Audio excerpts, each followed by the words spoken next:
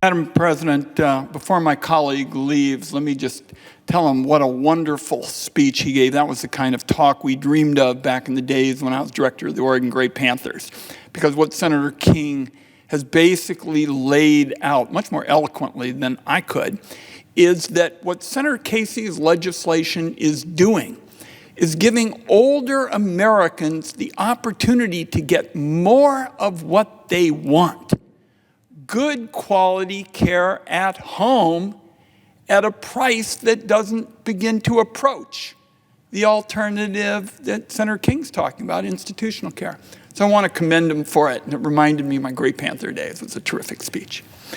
And for my friend, Senator Casey, I have been so proud to be part of this effort because, as you and I have talked about, this is what we always hoped for. This was always the long-term agenda of advocates for seniors. And I just want to tell the president of the body and colleagues who are following this, Senator Casey has been everywhere on behalf of this cause. You have shown up at virtually every caucus meeting to say how important it is. You come to our finance committee to stress it to colleagues on a bipartisan basis. We go together to rallies. You have been basically everywhere on this. And that, of course, is one of the reasons why we're here on the floor, because it was your efforts that did so much to get it into our bill. Now, Madam President, I'm going to turn to the legislation in just a quick moment, but I want to respond to one question I have been asked nonstop over the last couple of days. And that is, why is it so important for the United States Senate to pass the Build Back Better legislation before the end of the year? And I'm just going to respond with one sentence. With the Omicron COVID variant now in our country, it is urgent business to strengthen America's economic foundation. That's what Build Back Better is all about. That's what Senator Casey's provisions are doing. And now I'm going to kind of turn to some of the aspects of what our effort has been all about. And obviously, Oregonians, Americans from sea to shining sea have their hands full these days. School, work, family, probably trying to get in a little Christmas shopping as well. So it's hard to follow day-to-day policy debates on the floor of the Senate. So I'm just going to touch on some of the big picture issues that Senate Democrats are focusing on here. First, we are all about breaking down barriers to good jobs that support American families. That's what this is about. More support for families. That's how everybody in America gets the opportunity to get ahead. Now, this is the second time in a decade that Democrats have had to rebuild the economy after a Republican president crashed it like a kid on a joyride. This time, families and businesses are still dealing with a pandemic. That's a lot of upheaval to deal with. And it's why we have said breaking down the barriers to good jobs that support American families is the one-sentence description of our effort. We want to create opportunity for good jobs in infrastructure. We want to create opportunity for good jobs in clean energy. We want to create opportunity for good jobs in manufacturing here at home. And we want to create the conditions for small businesses and entrepreneurs to succeed. The key to unlocking those opportunities for working people in America is to make sure that families start in a position to succeed. This afternoon, my colleagues are on the floor to talk about the importance of investing in child care and home-based care for seniors and those with disabilities. For me, this brings to mind a conversation, a recent one, with a neighbor of mine at home in Oregon. She and I sat down in Portland for a socially distant chat in her backyard. We talked about what it's been like for families like hers, not just during the pandemic, but over the last several years, as costs like education and housing and childcare have just soared into the stratosphere. Megan is about as impressive as anybody I've met. She's smart, She works hard. She's got a good job. But even people who seem to have the world by the tail come up against real challenges. For example, Megan told me about the decision she made when her mom came down with a cancer diagnosis in 2015. She decided she had to set aside her career and move home to the Midwest to help out her mom with treatment. Caring for a loved one who's in a fight for their life is just about the most important work you can do. But as Megan said, there's no paycheck,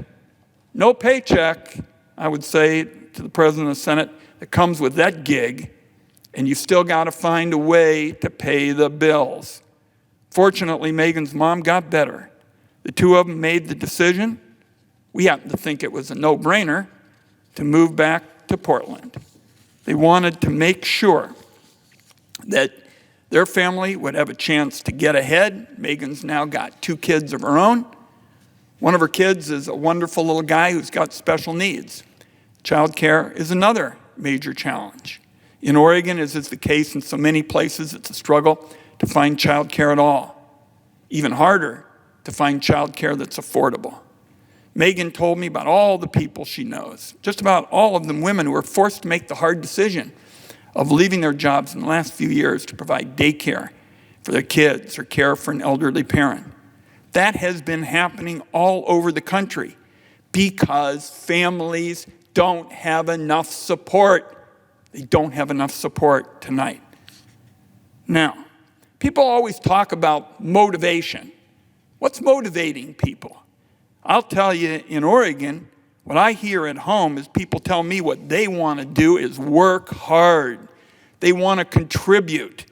They want to make sure that their kids are growing up happy and healthy, and they want their elderly family members to be happy and healthy too.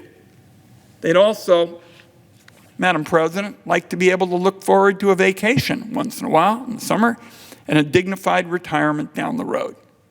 Who doesn't want all that?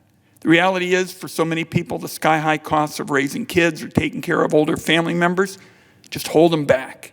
So that's why Senate Democrats want to help with child care, why we want to invest in home-based care, why we believe in paid leave. That's what the new child tax credit that so many on the Senate Finance Committee on the Democratic side work for. It's that basic level of support that helps families get ahead. People ought to be able to stay in their careers if that's what they want to do, instead of handling child care themselves. They ought to have the financial security at home to seek out a new job with higher pay or better benefits.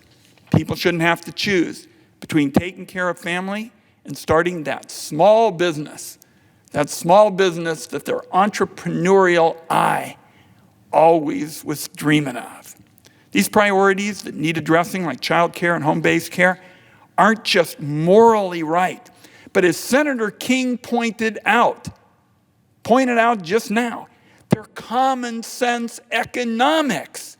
Since when, Senator King, did it become somehow a partisan issue to say that you ought to work for people to get more of what they want, good care at home at a lower price? That's obviously not partisan.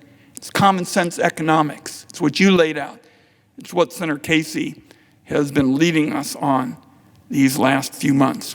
It's disappointing to me that colleagues from the other side aren't interested in working with us on these issues. By the way, it didn't used to be that way. I'd say to my friend from Maine, Senator Olympia Snowe, when she was on the Senate Finance Committee, always worked with us.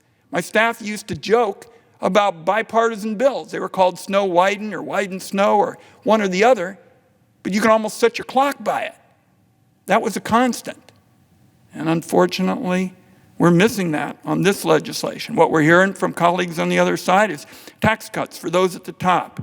They don't do much for people like Megan. We can do better. There are signs that the economy's ready to take off. COVID-19 caused the biggest economic crash and jobs collapse in a century. But the unemployment rate is now 4.6%. Wages are going up. The economy added over 440,000 jobs per month over the fall. There is no questioning the work ethic and the productivity of the American people. Our job in the Congress is to make sure they've got the support so they can seize those opportunities to get ahead. That's what we're going to be working on in the weeks ahead. That's what Senate Democrats are doing on the Finance Committee. That's what we're doing in our caucus. And I just want to thank my friend and colleague, Senator Casey, for being the spark of the cause here. He and his persistence are the reason we're here and why this legislation has passed the other body. And I'm telling you, I think this is a really big moment for all those seniors and all those families who are basically saying, are we ever going to see these kinds of opportunities for health care, as Senator King talked about? Better care at a price that gerontologists, for example, you don't have to take the word of a bunch of senators, people in the field. I taught gerontology. And when I saw those experts you lined up, I said, Senator Casey's really getting it right. So I just want to thank him. And Madam President, with that, I yield the floor.